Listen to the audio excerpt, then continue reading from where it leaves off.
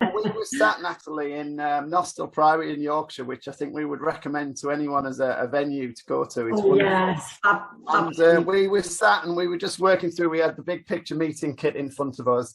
And I think at one point I got up this is what we call a big picture path, as you know, but some people watching might not be familiar with it.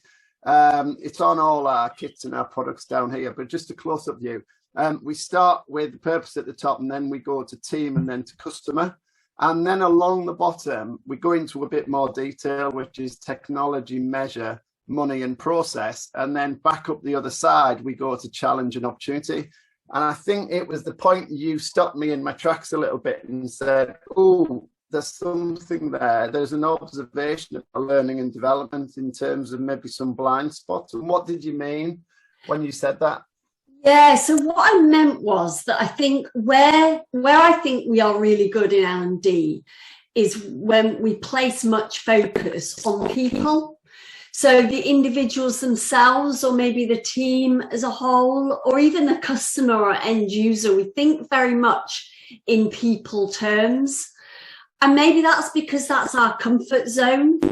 And interestingly, I was thinking about, I was challenging myself on that and thinking, is that just me or my circle?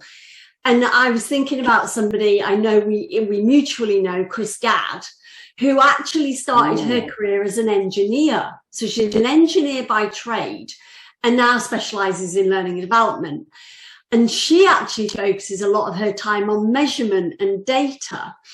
And so perhaps that we are individually affected by our own passions, our purpose, our expertise, what we enjoy and like. And that maybe drives a little bit of our own behaviour when we come to work with businesses from an L&D point of view.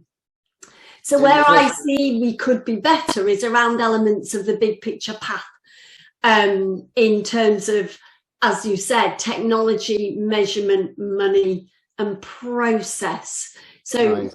Technology, how much do we think about the role that technology plays in someone's ability to deliver their role? How much do we examine measurement and how this enables or derails performance? I don't think I see and experience we do very much of. Money, I mean, how much do we really explore? Because it's a bit of an uncomfortable area, isn't it? The level of investment that organisations are dedicating, not to training, but to things like technology or time or social learning or informal learning, like coaching and mentoring and collaborating, all that stuff. So how much does that form part of the conversation we have with business leaders when we come and talk about them, about maybe the performance issues that they're facing? And then process. I think this one might surprise people. I think people in L&D think we look at process quite a lot, but I think we do it in certain areas, and which I think we'll come to, but often actually we look at the person before the process. I think, you don't have the knowledge or the skills. Is that because of the process? Are the processes outdated? Are they flawed? Are they unsupporting? I don't think we look at that as much as we possibly should. I think that's a really good insight that people will be interested in. I think it's I often show the path like this with a kind of something hiding the last step. You look at that there and you go from people to challenge to opportunity, rather than understanding these, not just individually, but connected. And the Chris Gadd link is interesting because, as you know, I visited Chris soon after we chatted, and her book, How Not to Waste Money on Training, is interesting in that. Talks about the context of the business.